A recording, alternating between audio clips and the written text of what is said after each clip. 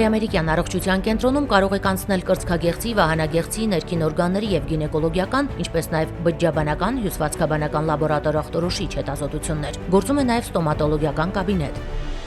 Կենտրոնում իրականացվում են մամոգրաֆիկ, միջուկամագնիսային ռեզոնանսային, համակարգչային տոմոգրաֆիկ, ռենտգենաբանական հետազոտություններ, ինչպես նաեւ վիրահատական միջամտություններ։ Դուք կարող եք ստուգել նաեւ ձեր ոսկրերի խտությունը։ Ուշադրություն, կենտրոն կարող եք դիմել աղեստամոքսային խնդիրների դեպքում, իսկ սպասելն այստեղ հաճելի եւ աննկատ է անցնում։ Հայ-ամերիկյան առողջության կենտրոն։ Առողջ ընտանիքի հենասյունը առողջ կինն։ Բարևիմ շատ սիրելի հեռուստադիտողներ, Medinform-ի շրջանակում այսօր մենք ոչ թե կխոսենք որևէ հիվանդության մասին, այլ կխոսենք բժշկական դիմանկար կունենանք, կխոսենք մարդկային հարաբերությունների մասին առհասարակ եւ շատ սիրված, վստահելի ու հայտնի բժիշկ, ինչպես նաեւ Իզմիրլյան բժշկական կենտրոնի գործադիր տնօրեն, օրթոպեդ վնասվածքաբան Արմեն Չարչյանն է իմ հյուրը եւ ինձ հետաքրքիր է որպես լավ մարդու համբավ ունեցող մեկը նա ինչ կարծիք ունի առհասարակ մարդկային հարաբերությունների մասին եւ նրա բնորոշմամբ հասկանանք, թե որն է լավ մարդ կոչված այս համարումը, այս եզրույթը։ Բարև ձեզ, պարոն Չարչյան։ Բարև ձեզ, բարև ձեզ։ Երևի թե չափազանցրած չեմ լինի ասել, որ անչափ սիրված եք, անչափ վստահված եք եւ որպես բժիշկ եւ որպես մարդ։ Այն կյանքում պատահել են մարդիկ, ում մասին ես երբևէ բացասական ոչինչ չեմ լսել։ Դուք նրանցից այդ սակավաթիվ մարդկանցից մեկն եք։ Ուզում եմ ձեր պատկերացումը իմանալ լավ մարդու մասին նախ եւ առաջ։ Եթե թույլ կտակ մի փոքրիկ ավելացում, այնպես չի, որ բոլորն են իմ մասին լավ կարծիքի կան, իհարկե, որ այդքան էլ լավ կարծիքի չեն եւ կան, որտեղ կյանքում բացարձակ ոչինչ չկա։ Դժվար է իհարկե ինչ-որ հակիրճ կամ մի քանի խոսքով նկարագրել լավ մարդու կերպարը, բայց առաջի պարտադիր պայմանը, որ պետք է լինի, այդ մարդը պետք է ունենա բարձր բարոյականություն, բարոյական բարձր նորմեր։ Երկրորդը պետք է այդ մարդը ունենա բարձր արժեհամակարգ։ Իսկ այդ արժեհամակարգի մեջ պետք է մտնի հայրենասիրությունը, պետք է մտնի ընտանիքը պետք է մտնի մշակույթը, դարավոր հազարամյակներով մշակույթը եւ ավանդույթները, որոնք ստեղծել են, պետք է մտնի հայի գենը եւ այդ գենի պահպանությունը, պետք է մտնի հայի ինքնությունը եւ այդ ամեն ինչը ունենալով հանդերձ, իր մեջ գեներացնելով հանդերձ այդ ամեն ինչ, ինքը պետք է կարողանա այդ ամեն ինչը համախմբի մի գնդի մեջ եւ հետո ամենակարևոր բանը, որ ինքը պետք է դա մատուցի։ Եթե ներսնել արժեքները բարձր են, բարոյականությունը բարձր է, այդ լավ մարդ է, որ կարողանում է եւ ընկալել արժեքները եւ բարոյականությունը, հետո շաղախել, դարձնել ինչ-որ մի իրանը ավելացնել ու հետո այդ ամեն ինչը մատուցել, այդ ամեն ինչը տալ։ Ժամանակակից դարում իհարկե բացասական բարքերը բավականին նկատելի են, շատ են, եթե համեմատենք նախնիների հետ, մենք շատ հաճախ ենք համատում մեր պապերը այսպես, մեր պապերը այնպես, բայց իրականում դարաշրջանն է բավականին լարված դարձել բացասական ինֆորմացիայով լի եւ այլն, եւ այս ամենը իհարկե անդրադառնում է մարդու վարքագծի վրա։ Մարդը իրեն պետք է դրսևորի տարբեր իրավիճակներում, սակայն պահպանի իր տեսակը, իր սկզբունքները։ Ըստ ձեզ դժվար է բացասական միջավայրում լավ մարդ մնալ, եթե շուրջդ բացասականը շատ է։ Դուք շատ ճիշտ ասեցիք, ժամանակը առաջ է գնում եւ ամեն մի ժամանակաշրջան, ամեն մի ժամանակահատված թելադրում է իր պահանջները։ Դերևս որպեսզի կարողանաս քո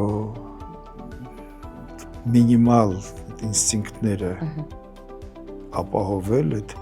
դա հիմնականում սննդի ինստինկտն է, ըստ Ֆրեյդի, դա առաջիններից մեկը սնունդն էր,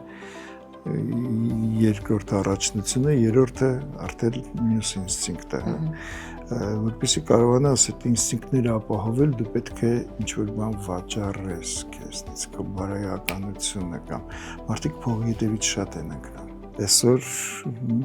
մամոնան դա դարձել է գերակշռող արժեք։ Այնպես արժեք, ինչպեսին հոգևոր արժեքներն են, դրանք դարաշրջան այդ դարը մղում է երկրորդ պլան, այնպես արժեք ինչպիսիք են բարոյականությունը կամ հայրենասիրությունը կամ մնացյալ արժեքներ մարդ պետք է կարողանա իր մեջ հավասարակշռել, որտեվ այն ամենը, ինչ որ հարմոնիայի մեջ չի, ինչ որ հավասարակշռված չի, ինչ որ չափավորված չի, դատապարտված է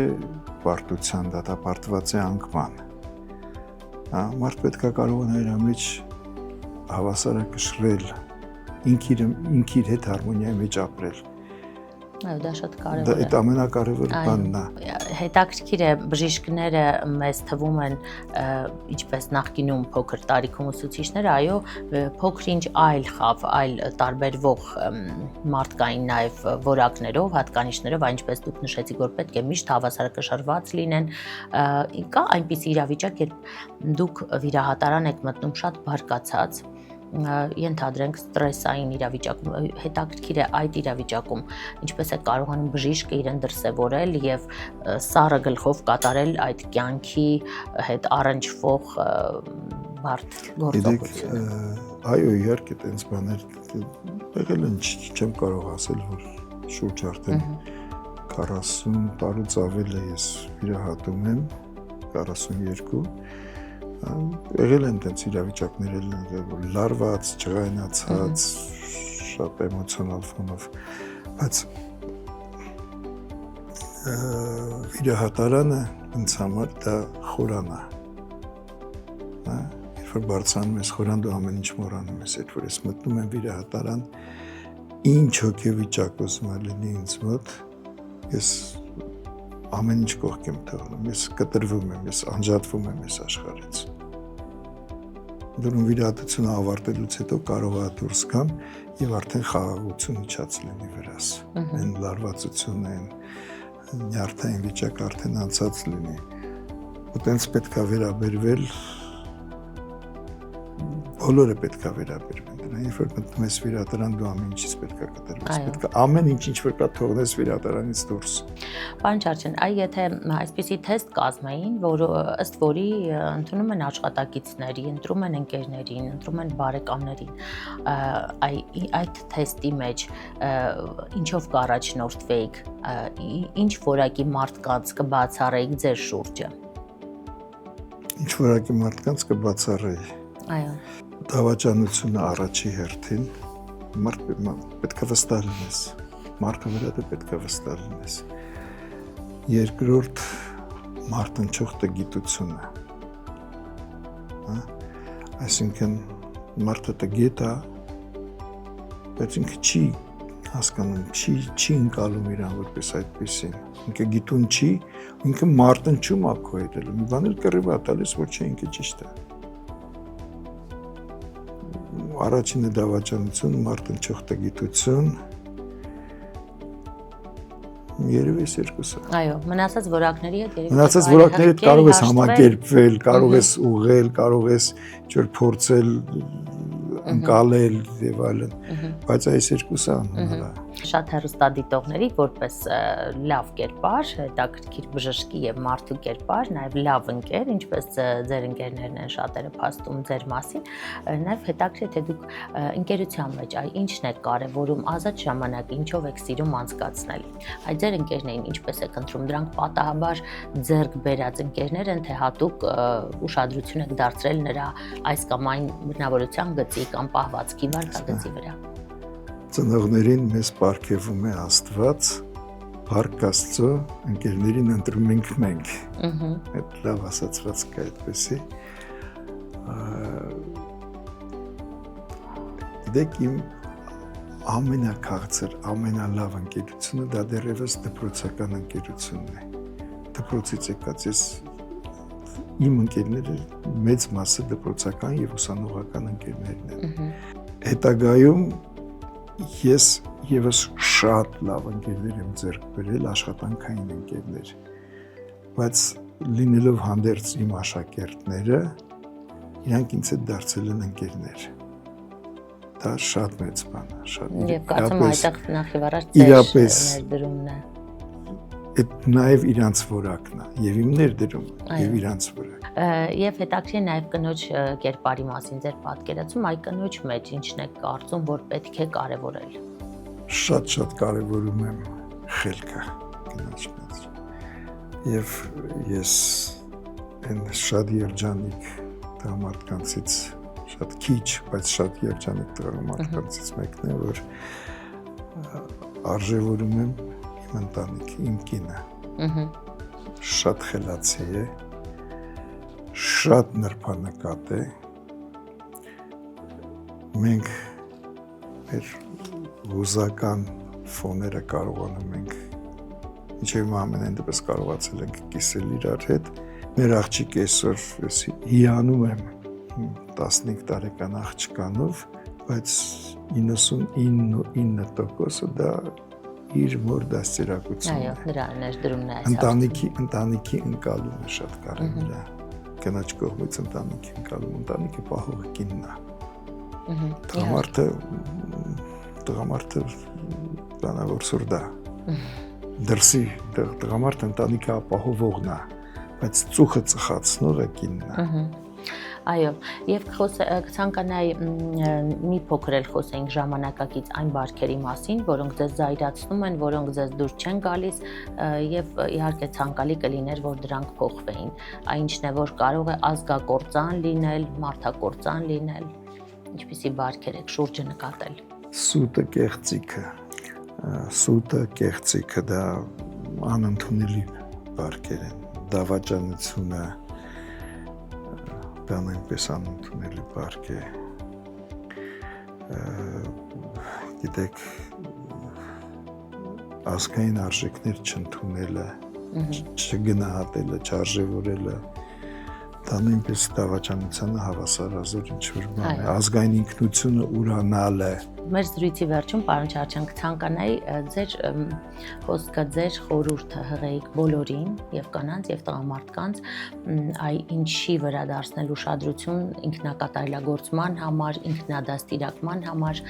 չէ՞ որ որքան էլ մենք դաստիարակենք երեխային, միևնույն է դաստիարակության մեթոդներից ամենահզորը եւ անքննարկելի մնում է ինքնադաստիարակությունը։ Եվ այս առումով դուք ինչ պատգամ ունեք հղելու։ Դուք հրաշալի բան ասեցիք։ Ինքնադաստիարակություն, ինքնակատարելագործում։ Հիմնական առաջին պատգամը կարողացեք լսել ինքներդ ձեզ, ձեր ներքին ձայնը։ Կարողացեք նայել ձեր մեջ, խորքը։ Կարողացեք կանգնել հայելու առաջ, նայել եւ տեսնել ձեզ։ Կարդալ ինքներդ ձեզ։ Այդ դեպքում արդեն դուք կտեսնեք, թե ինչի կարիք ունեք, ինչ ուղղությամբ պետք է շարժվեք, որ լինեք ավելի լավը, ավելի որակյալը եւ պարտադիր բան, որ ամեն հաջորդ օր դու պետք է լինես ավելի կատարյալ, քան նախորդ օրն ես։ Ամեն օր մի բան պետք է ավելանա, ամեն վայրկյան, ամեն րոպե, ինչ որ բան դու պետք է անես, տեսնես, ընկալես, կատարելագործվես։ Ի վերջո մարդ սահմանափակ էր հնարավորություններով, երբեք դու չես կարող հասնել կատարելության, բացարձակ կատարելության, բայց լինել հնարավորին չափ կատարյալ, դա պարտադիր է։ Դա ինքդ պետք է կարողանաս, ինքդ քեզ կարողանաս այդպես ստեղծես, այդպես կերտես, աշխատես, ինքդ քեզ կերտես, աշխատես, որ լինես հնարավորինս կատարյալին հնարավորինս մոտ։ Շնորհակալ եմ, պարոն Չարչյան, եւ սա հարցազրույց էր եւ նաեւ կոչ էր բոլորին, ովքեր մշտապես ուզում են դեպի լավը փոխվել եւ այս աշխարհը դեպի լավը փոխել։ Աշխարհը միևնույնն է փոխվելու է դեպի լավը։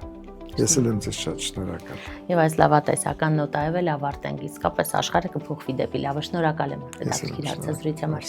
Հարգելիներս, այսօր մենք ունենք բժշկական դիմանկար եւ Իզմիրլյան բժշկական կենտրոնի գործադիր տնօրեն, օրթոպեդ, վնասվածքաբան,